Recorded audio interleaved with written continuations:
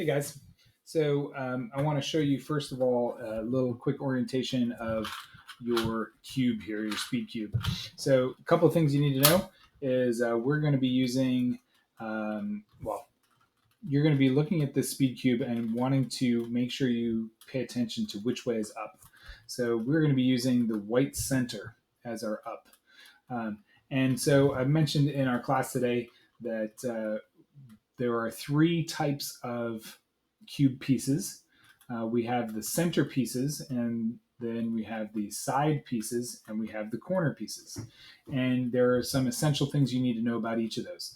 The center pieces pivot, so they spin, but the center pieces don't actually move in terms of the orientation in space. So, for example, this white piece is always, always, always going to be opposite the yellow center. The orange center is always going to be opposite the red center.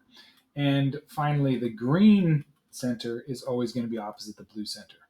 So the center pieces are kind of our reference point. Every time we think about like a fixed position on the cube, we're going to be talking about the center pieces being those fixed positions. Okay, so white center is going to be the top for us always, and the yellow center is going to be the bottom always. And then the side pieces that we have are going to be our blue, orange, green, and red. All right, so what else do you need to know about these pieces? So the other level is the side pieces. Now the side pieces are always going to have two colors. So this one, for example, is my blue and white side piece, which happens to be lined up already. Usually you're not that lucky. Usually you have to do some alignment. Oh, wow, I've got quite a few. So for example, this one is the orange and the blue side piece. Every single one of the side pieces is different, okay? There's going to be 12 of them, and all 12 are going to have a different combination of colors. So when I say, where is your orange and blue side piece, there is only one orange and blue side piece. If we're looking for your yellow and orange side piece, there's only one of those, and so when you find it, that's what you're looking for.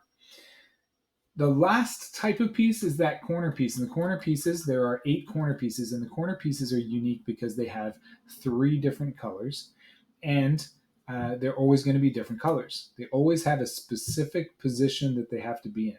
So even if I haven't solved the cube, for example, this one here, this orange, blue, and white corner piece is always going to have to be in the orange, blue, and white position. So that means it's going to be, it's going to be between those pieces.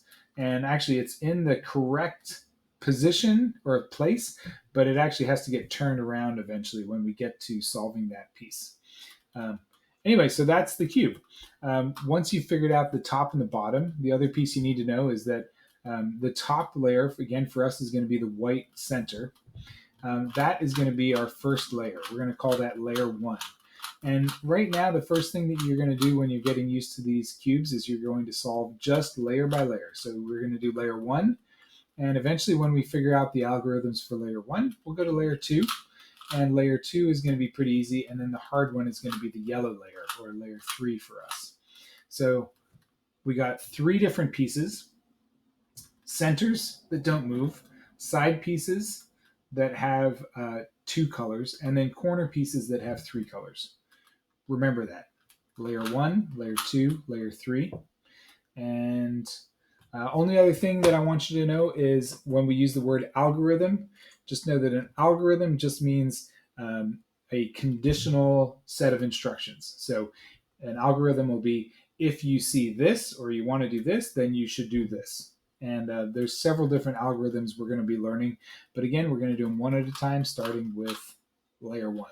So click on the next video so that you can watch how to set up your X on layer 1.